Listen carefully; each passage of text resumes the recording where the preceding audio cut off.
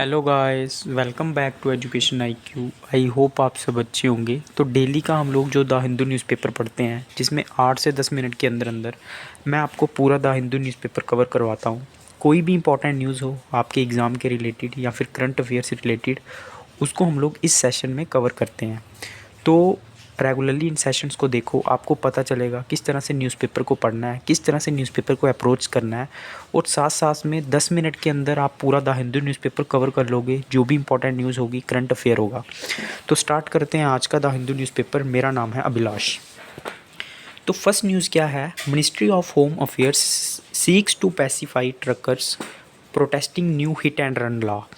तो अभी रिसेंटली आपको पता है कुछ चेंजेस आए हैं जो हमारे क्रिमिनल लॉ से डेली हम लोग बात करते हैं। आईपीसी हो गया, सीआरपीसी हो गया, उनके नाम हैं वो चेंज कर दिए गए, उनको हिंदी नाम दिए गए और कुछ चेंजेस लाए गए हैं क्रिमिनल लॉस में। जैसे हिट एंड रन केस हो गया, तो उसको लेके जो ट्रांसपोर्टर हैं, जो ड्राइवर हैं, वो प्रोटेस्ट कर रहे हैं।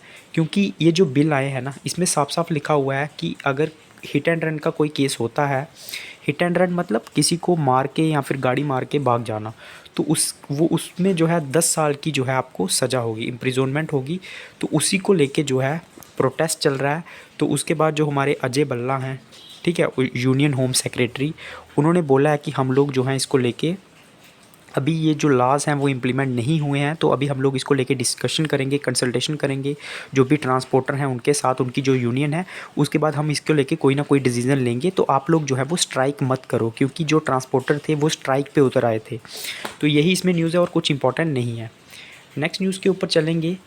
जापान के अंदर क्या हुआ? जापान में बहुत बुरा हाल चल रहा है। पहले तो सबसे पहले वहाँ पे आपने सुना होगा कि उसके वो न्यूज़ भी हम लोग कवर करेंगे। अर्थक्वेक आया, उसके बाद जो है एक प्लेन जो जेट वर्स्ट होता है ना, वो एकदम जल गया जब एक प्लेन मतलब दूसरे प्लेन के साथ टकराया जो कि खड़ा हुआ था।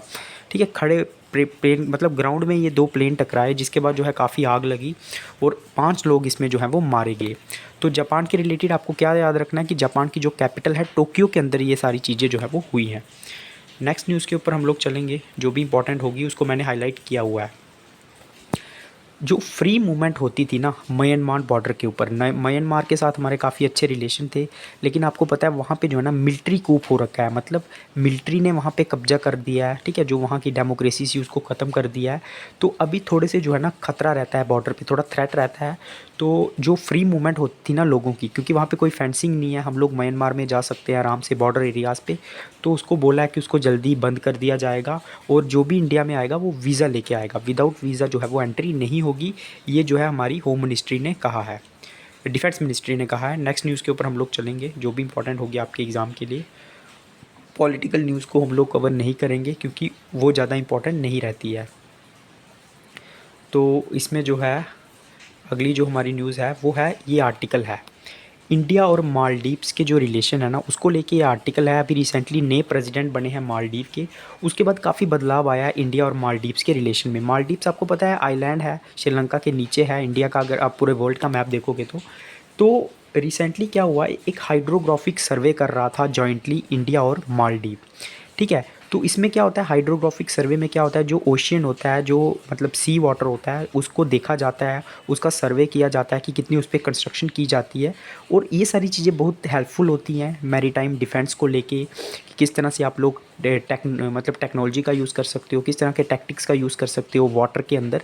तो ये सिक्योरिटी के लिए काफ़ी हेल्पफुल होता है। लेकिन मालदीव ने जो है इसको बंद कर दिया है, ये जो चल रहा था प्रोग्राम। जैसे ही मालदीव के नए वहाँ पे प्रेसिडेंट बने हैं, और ये काफ़ी बड़ा थोड़ा सा धक्का है इंडिया और मालदीव्स के डिफेंस टाइज को लेके।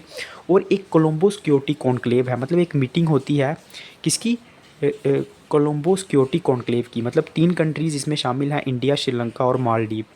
तो इस मीटिंग को भी स्किप किया था मालदीव ने। तो इंडिया और जो मालदीव के रिलेशन है ना वो अच्छे नहीं जा रहे हैं काफ़ी समय से, जब से उनके नए प्राइम मिनिस्टर प्रेसिडेंट बने हैं मोहम्मद मिज़ू, ठीक है। तो ये नए प्रेसिडेंट बने थे रिसेंटली नवंबर 23 के बाद।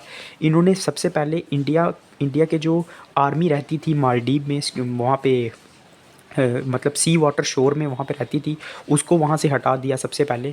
उसके बाद ये जो जॉइंटली एक्सरसाइज चल रही थी, एक सर्वे चल रहा था हाइड्रोलॉजिक, उस सर्वे को भी जो है वो बंद करवा दिया। तो थोड़े से रिलेशन जो है वो अच्छे नहीं हैं, तो ये सर्वे जो है काफ़ी हेल्प करता है।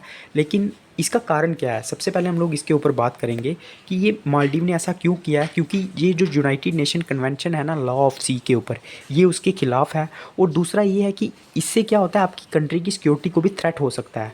और इसमें साफ साफ लिखा हुआ है जो सी को लेके जो लॉज हैं यूनाइटेड नेशन के, कि आप किसी और कंट्रीज़ में जाके ये सर्वे नहीं कर सकते। ठीक है, तो इसको लेके भी मालदीव ने ये सारी चीज़ें की है। तो अगर इन दोनों कंट्रीज़, नेबर कंट्रीज़ को, और दूसरा चाइना का बहुत बड़ा इन्फ्लुएंस है। मालदीव जो है चाइना के साथ काफ़ी अभी जुड़ी हुई है, तो उसका भी एक बहुत बड़ा इन्फ्लुएंस जो है इसके ऊपर पड़ा हुआ है। तो इंडिया और मालदीव को अगर आगे बढ़ना है तो इनको अच्छे से कोऑपरेट करना होगा।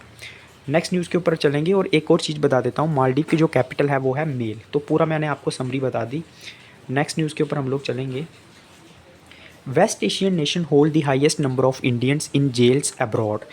तो जो वेस्ट एशियन कंट्रीज़ है ना, जो अरब कंट्रीज़ हो गई और भी जो बाकी वेस्ट एशियन कंट्रीज़ हैं, ये सबसे ज़्यादा इंडियन को जो है ना जेलों में बंद करके रखती है। मतलब अलग अलग केसेस के अंदर, क्राइम्स के अंदर, या फिर और भी सर्कमस्टेंसेस के अंदर। तो ये डेटा आया है, लगभग 9,500 इंडियंस जो हैं वो अभी प्रिजन्स में हैं 89 वेस्ट एशियन कंट्रीज़ में। तो ये डेटा जो है सामने आया है।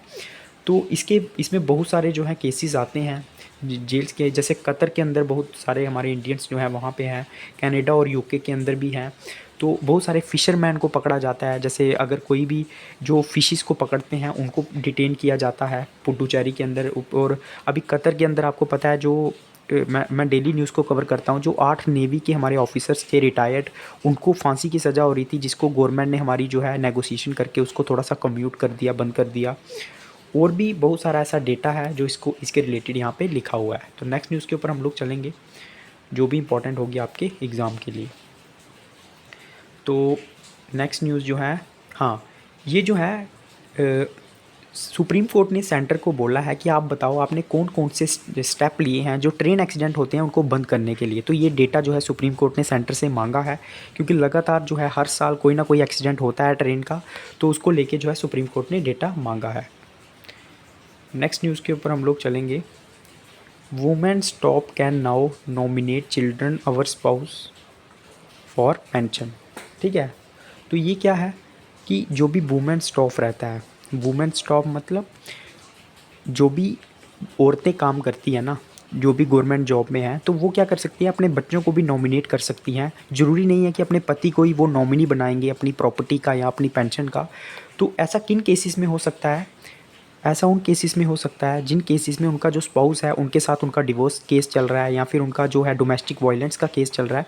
तो उस केसेस में क्या हो सकता है, जो वुमेन स्टॉप है वो क्या कर सकता है, नॉमिनेट कर सकता है अपने बच्चों को, कि उनकी जो पेंशन है उनके बच्चों को मिलेगी। ठीक है, तो इन केसेस में ये सारी चीज़ें हो सकती हैं। नेक्स्ट न्यूज़ के ऊपर हम लोग चलेंगे। हाँ, सीए रूल्स में be notified before Lok Sabha election. तो आपको पता है इस साल जो है लोकसभा इलेक्शन होने वाली है। तो एक गवर्नमेंट ऑफिशियल ने कहा है कि जो सीए रूल है ना वो जो है उनको नोटिफाई किया जाएगा, दोबारा से देखा जाएगा बिफोर लोकसभा इलेक्शन। और जिनके पास भी डॉक्यूमेंट्स नहीं हैं, जो इंडिया और हिंदूज़ जो हैं इंडिया पाकिस्तान से आएंगे, तो उनको ऑनलाइन जो है हम लोग रजिस्ट्रेशन देंगे सिटीज़नशिप का। तो कुछ ना कुछ इसमें चेंजेस होंगी। तो ये सारा उसने कहा है। उसके बाद नेक्स्ट न्यूज़ के ऊपर हम लोग चलेंगे। बाकी वर्ल्ड की न्यूज़ आ गई। अर्थक्वेक बहुत डेंजरस आया है, जिसमें 48 लोग जो हैं जापान में मारे गए हैं। इसका जो मैग्नीट्यूड था लगभग 7.5 मैग्नीट्यूड था। तो ये काफ़ी ठीक न्यूज़ जो है वो नहीं है। उसके बाद south Korean opposition leader stabbed in neck. तो जो साउथ कोरियन का जो अपोजिशन लीडर है ना, उसको नेक के ऊपर जो है छुरा मारा गया। ठीक है, ये घटना जो है उनका एक विज़िट चल रहा था, उसके दौरान ये घटना हुई, जिसके बाद उनको जो है हॉस्पिटल में लेके जाया गया। लेकिन अभी उनकी जो कंडीशन है वो काफ़ी ठीक है। तो ये 59 साल के हैं, इनका नाम है मिस्टर ली।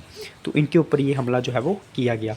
तो इसमें आपको याद ये रखना है कि साउथ कोरिया है ना, उसकी कैपिटल है सियोल। सियोल को आपको याद रखना है। उसके बाद नेक्स्ट न्यूज़ के ऊपर हम लोग चलेंगे। बाकी बिजनेस की न्यूज़ आ गई और उसके बाद जो है स्पोर्ट्स की न्यूज़ आ गई। आई होप आपको वीडियो अच्छा लगा होगा। वीडियो अच्छा लगा होगा प्लीज़ लाइक करना, कमेंट करना। जय हिंद।